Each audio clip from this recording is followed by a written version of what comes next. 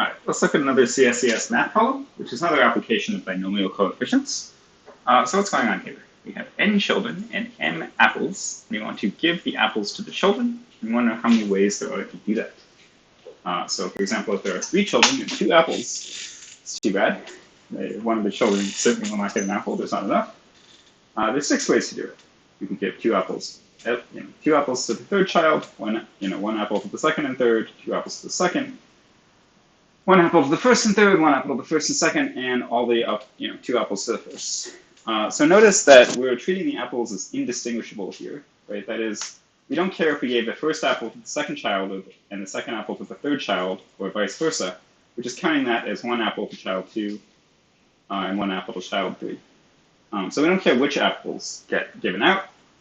It's ambiguous in the question, but the example clarifies it.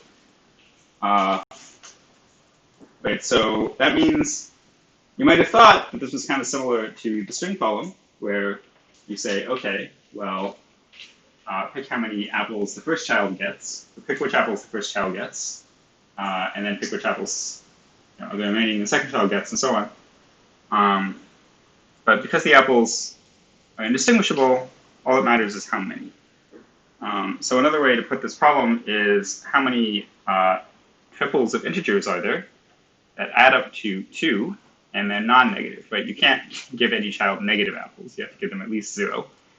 And so there's 6 ways here, right? Here they are. So how can we phrase this in terms of binomial coefficients? It requires some cleverness, actually, but well, let me just show you. Distributing apples. Okay, so in the example, we had our 2 apples. I'll just lay them out here, right? Apple 1 and apple 2. And we had 3 children. So let's think of putting dividers in the line of apples. So for example, if we put the first divider here, that means that everything to the left of the first divider is what the first child gets. So in this case, it gets nothing, right? Or we could put it here to represent that the first child gets 1 apple. Or we could put it here to represent that the first child gets all the apples. And because there's 3 children, we need to place 2 dividers. Right? We do it like this. And then whatever's to the right of the last divider is what the last child gets. So the dividers that divide, imagine this like line of apples. The dividers are chopping it up into n segments. So there's n-1 dividers, and that's how many apples each child get. And if you think about it, it should be clear that any way of setting up these dividers among the line of apples corresponds exactly to a way of distributing the apples among the children. Right? If I tell you how the dividers are placed, you can tell me how many apples each child got, and if I told you how many apples each child got, you can tell me how the dividers are placed. And we can place dividers like next to each other. This indicates that the second child got nothing.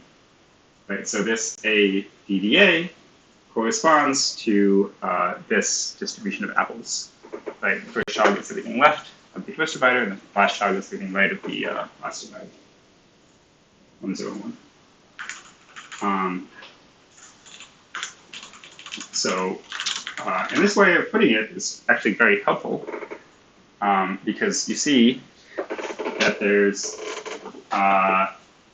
n-1 dividers and m apples, and we just need to, any way that we place them, so together in a line, is a way of distributing the apples to the children. Think of this as like a string of D and A's, D's and A's. Any way of forming the string gives a unique, the number of distinct strings like this is exactly the number of ways to distribute the apples to the children. And so how many strings like this are there? Well, we just need to pick where to put the D's, right? So it's the choose of, there's n-1 D's and m A's, and you need to figure out where to place the A's.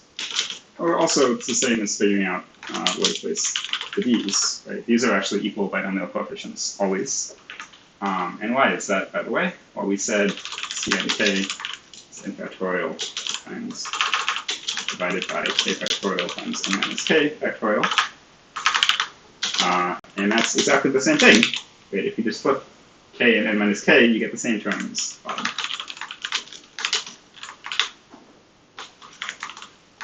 So in general, Cnk equals Cn minus 1. Okay, so anyway, but this is the number of ways to do this. And we can see it by this sort of string argument, right? Any of these strings of P's and A's corresponds to a division. So yeah, that's the solution to the problem. And now we just need to implement it. So we take an M.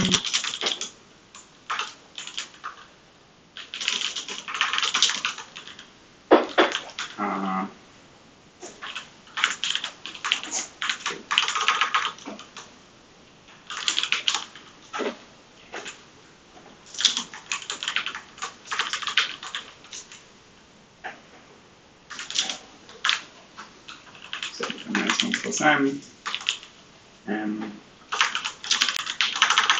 Right. So this is n minus 1 plus n factorial divided by m factorial divided by n minus 1 factorial.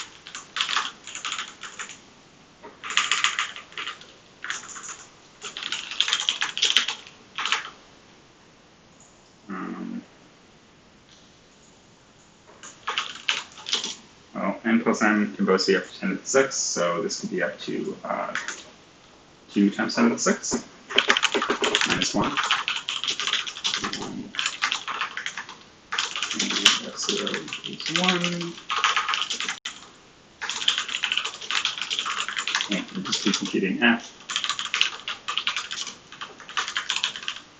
And instead of computing fi here, since there's only one binomial coefficient, I'll just take the inverses. Let's go. So it'll work.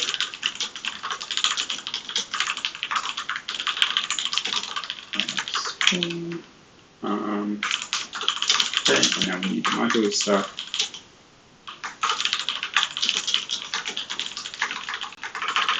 Minus y.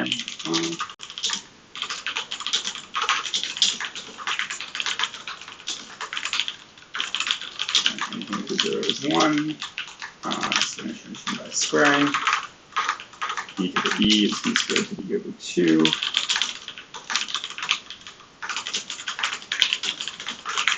And otherwise, just take off the power of b.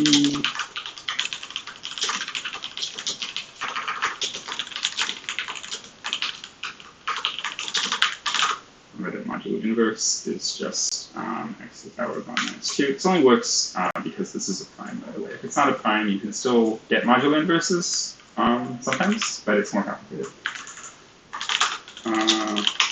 But this is a prime. So suppose we should find out the answer. Okay. Read 2, this is 6.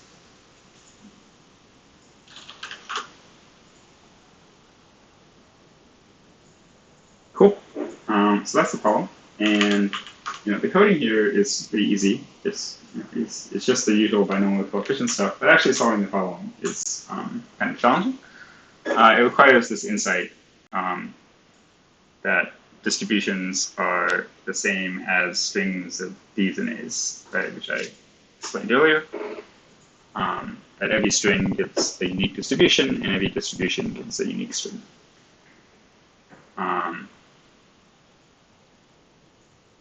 Anyway, there's other ways to sort of do the math with this problem, but this way of doing it's pretty nice. So that's the problem.